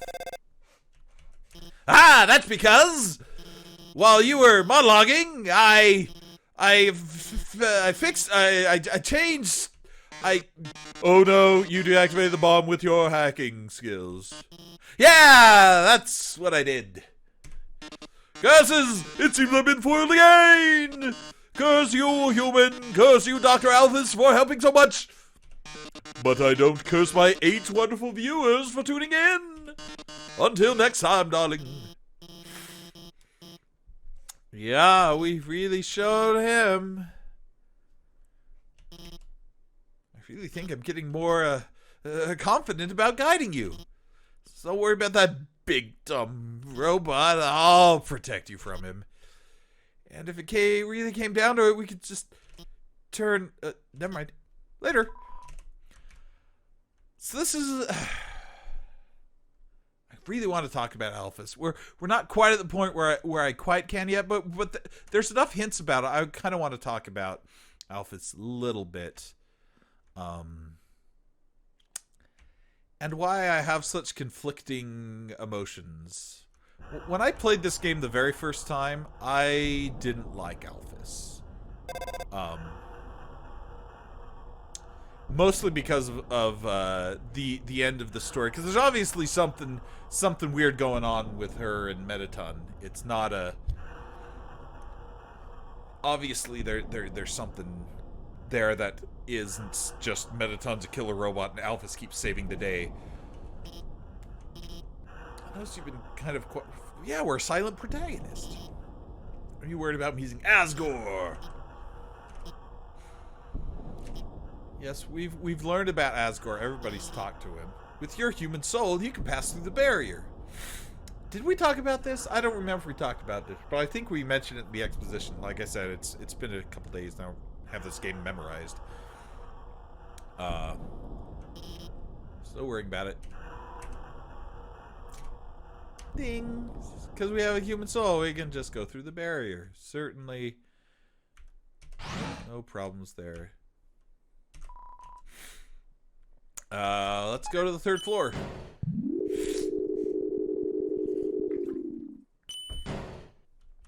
All right.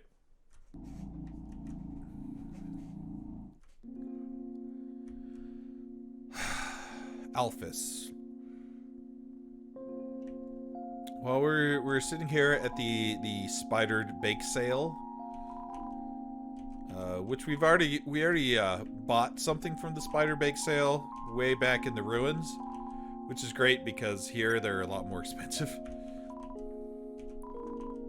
So I ended up buying donuts. I didn't even want to, but that girl, even though I told her no, she kept staring at me in this creepy way and licking her lips. Now I'm out of cash. It's okay, because here, let me use a hot dog real quick. Oops. I want to say box A. Yeah, it's got the spider donut. So we've already got one, so we don't need to get one. Alphys's deal is that I can't yet. All right, I want to talk a lot about Alphys, but we're not there yet. We're so close, though. This room is like the room we saw before. 2 puzzles, north, south. You have to solve them both to proceed. So she's getting more confident, because that was pretty straightforward and helpful. Also, I'd like to say, I don't really like giving away puzzle solutions. If you need help, just call me.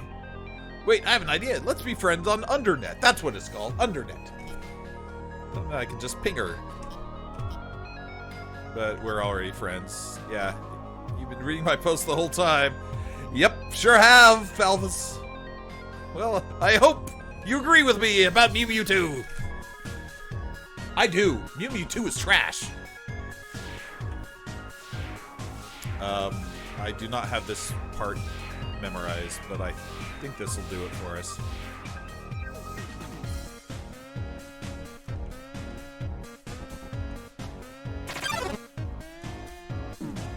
So...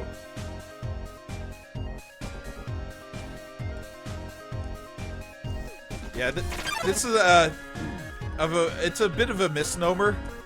Because you have to walk in order to not walk, because it's a conveyor belt. That's why I screwed that up a couple times. So you actually have to be still on the conveyor belt by walking on the conveyor belt. But since you're not making any progress, it means the blue laser doesn't attack. Anyway, this doesn't have anything to do with guiding us, but...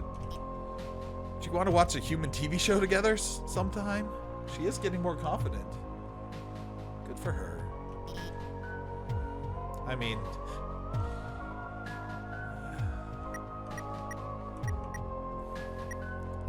if it means that much to you, a good way to be friends with someone is to be interested in the media they're interested in, especially if they're not very good at expressing themselves. I think it's a good way to show that you do care. So definitely. It's my favorite show. It's... oh.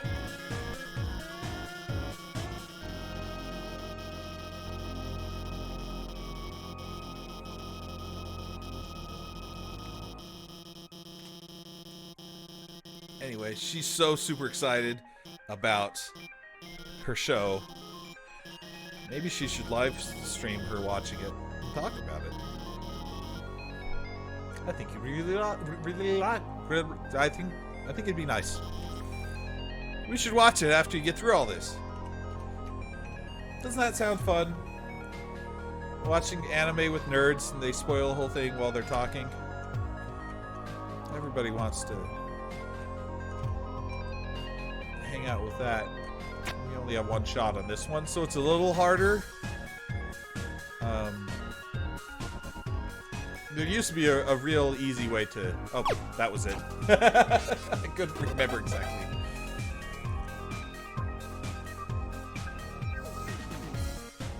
Here's a cactus. Okay. This is a cactus. You know, just hanging out, doing what cacti can do.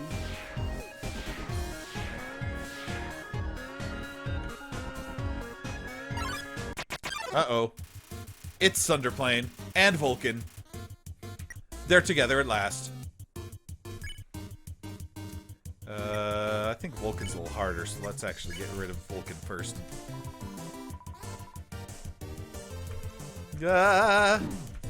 See, one of these creatures has been upgraded. One of them hasn't been at all.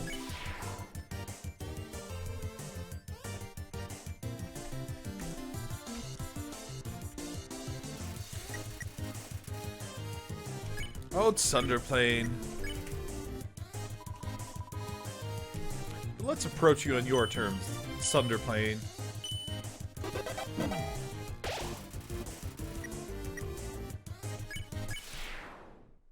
That's what you do with people who are under approach. You approach them on their own terms. And then you eat a hot dog together. Or just a hot dog after they leave. That is also acceptable.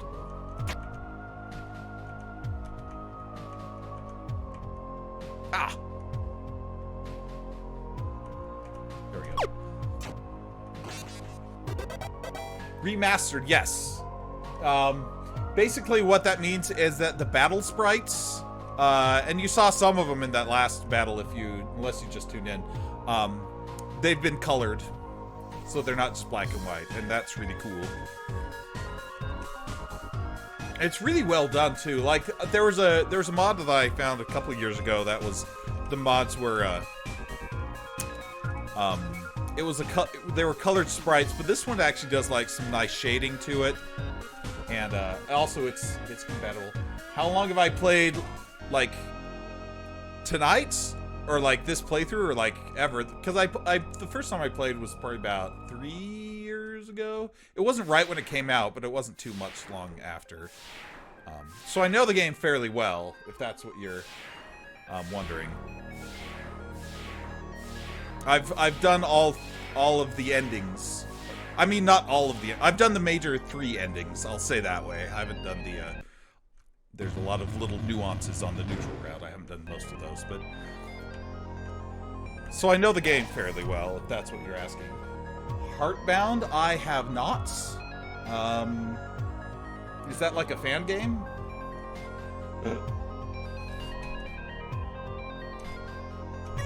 I think actually that sounds familiar. I feel like maybe I've heard of it.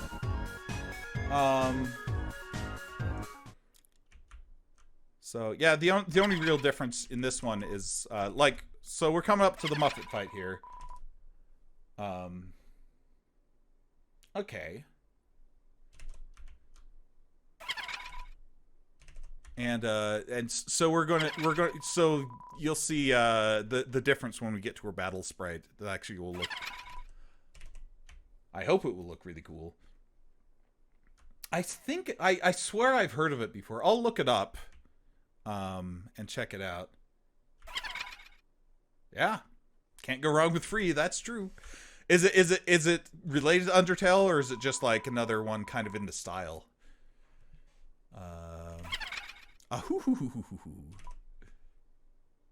So Muffet, kind of, okay, same genre, gotcha.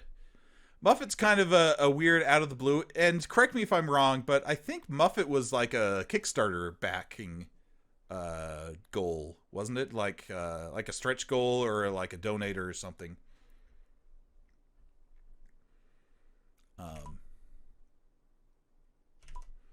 Which is why she just kind of shows up, and then you have a boss fight, and she doesn't really affect the plot or fit into it thematically or anything. It's just like, hey, there's a Muffet fight. Anyway, that's the remastered mod. That's what it does. Is it pretties up the sprites, and they actually look really nice. I don't really feel like fighting Muffet though, so we're just going to eat a spider donut.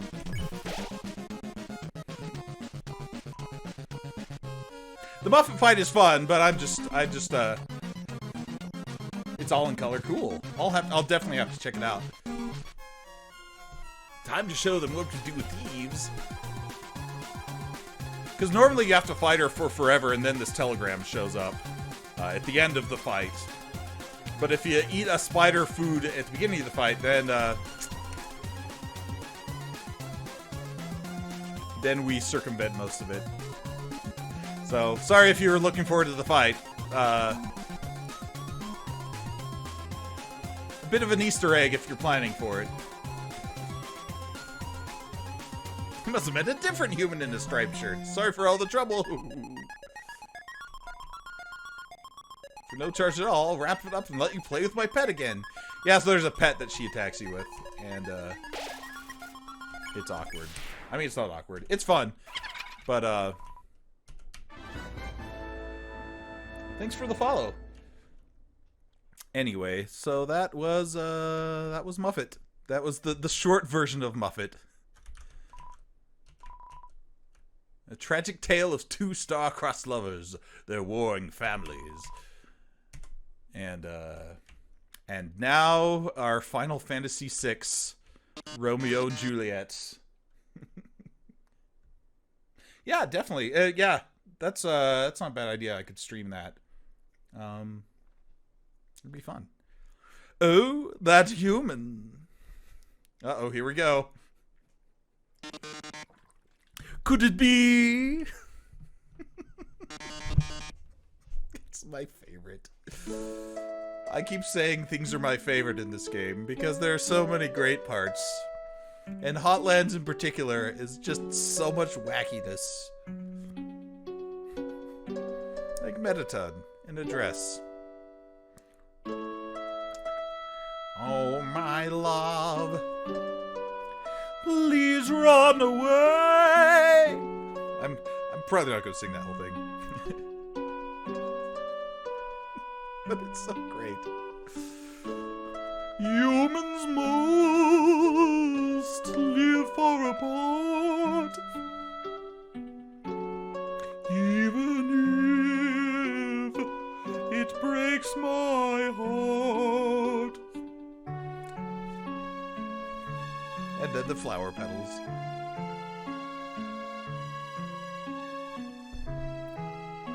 It'll suck.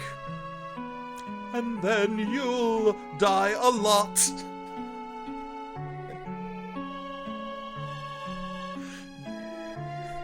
These lyrics are both brilliant and terrible, like the perfect storm. Cry, cry, cry.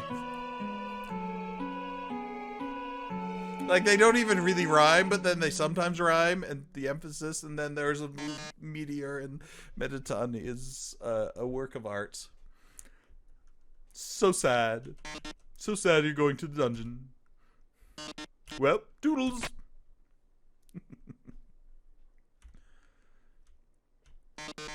Oh no, whatever shall I do? My love has been cast away in the dungeon. A dungeon with a puzzle so dastardly, my paramour will surely perish. Yeah. Oh, heavens have mercy, the horrible colored tile maze. And this is coming back, too. Thank you. Each color tile has its own sadistic function. For example, a green tile sounds a noise, and then you must fight a monster. Red tiles, well, we already had this puzzle 100 rooms ago. That's right, you remember all the rules, so now we get to do it for real. You didn't think it would happen. You thought it was a gag. But nope, and it actually is real. Because also there are walls of fire. Because everything about Hotlands is stressful. Everything about Hotlands is just freaking out and going crazy. Why, for love, I'm so filled with grief, I can't stop laughing. Good Lord, darling. Oh my gosh, conveyor belt. And I'm going to totally... It is possible to beat this, but I'm not going to. What the... There we go.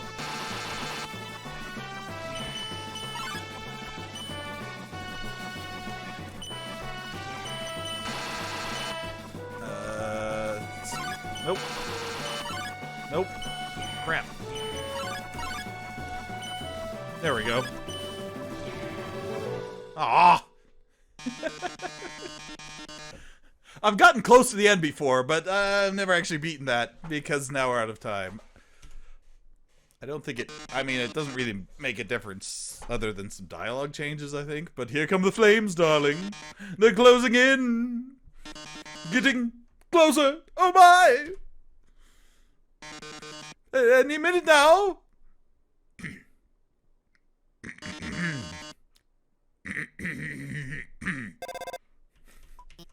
Watch out.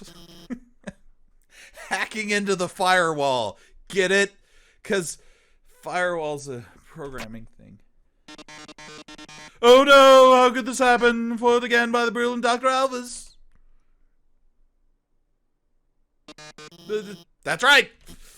Come on, Metaton, give up already. You'll never be... So great.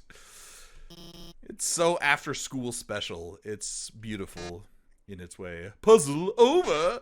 Elves, darling, what are you talking about? Did you forget what the green tiles do? They make a sound, then you have to fight a monster. Well, darling, that monster is me! Anyway, we're doing Metaton again. Let's yell at him. Oh, okay. This is it, darling. Say goodbye. Is that your phone? You better answer it.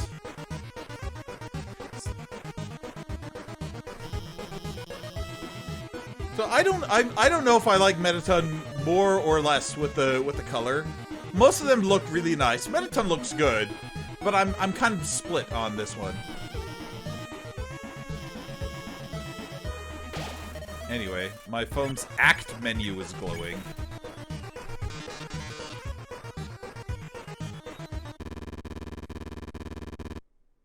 Oh my gosh.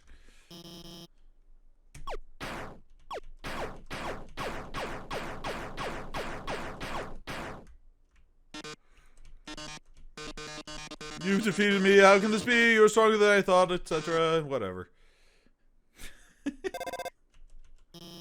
I love how over it he is. Look, like you beat him. You did a really great job out there.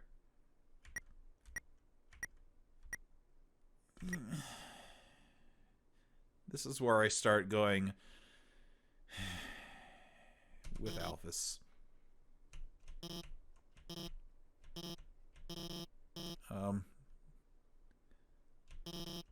Can I tell you something?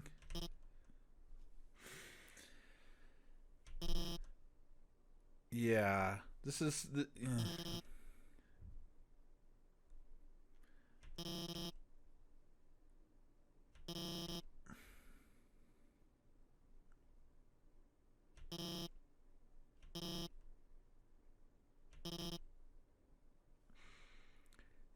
It seems nice, right? We helped her out of her shell, and so now she's more confident. She feels better about herself. Certainly a good deed we've done. Certainly nice. Yeah, we worked together to beat our foe.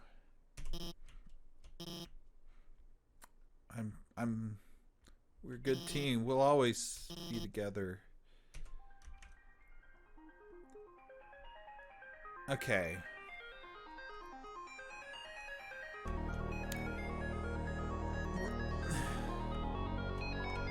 Sorry. It's two fellas, but all my ice cream. So did I still have the punch card? Oops, that's not what I meant to do. I do, but I only have one punch on it, so I guess that doesn't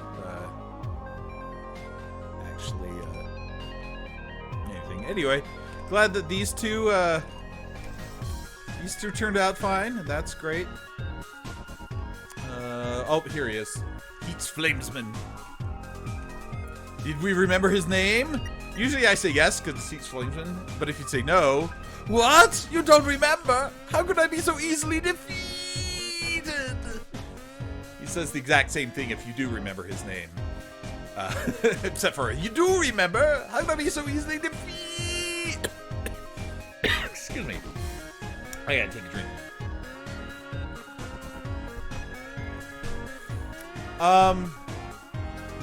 I've got some serious issues with Alphys' story because at this point, I want you to remember this. At this point in the story, it's like it feels surface level like some sort of goofy after school special where there was somebody that was, you know, super introverted and in their shell and like worried about people, social anxiety issues, and then you come along and then they help you through some hard times, and then you're a great team, and you defeated the foes.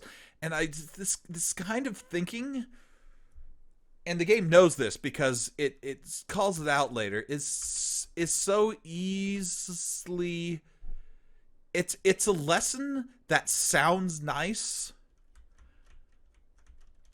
to the point where people who really do have kind of these social anxiety issues can think that that's the way to overcome them, is like thinking, oh, but if somebody comes along and I can help them, and they'll be indebted to me, and they will be my best friend because we vanquished a foe together, and it will be so great. We'll be a team, and we'll be together forever. And it's so easy to think that is that's a legitimate way to form great friendships, because sometimes it is that way. Like, it's a good way to form connections is through being with people, through going through difficult times together and forming a bond. But, and there's a big but to it, don't make the joke, there's a big exception to it. I'll say it that way. Which I think is probably fairly clear, but I'm not going to discuss until it's obvious, which will come up soon. But first, let's talk to Sans here.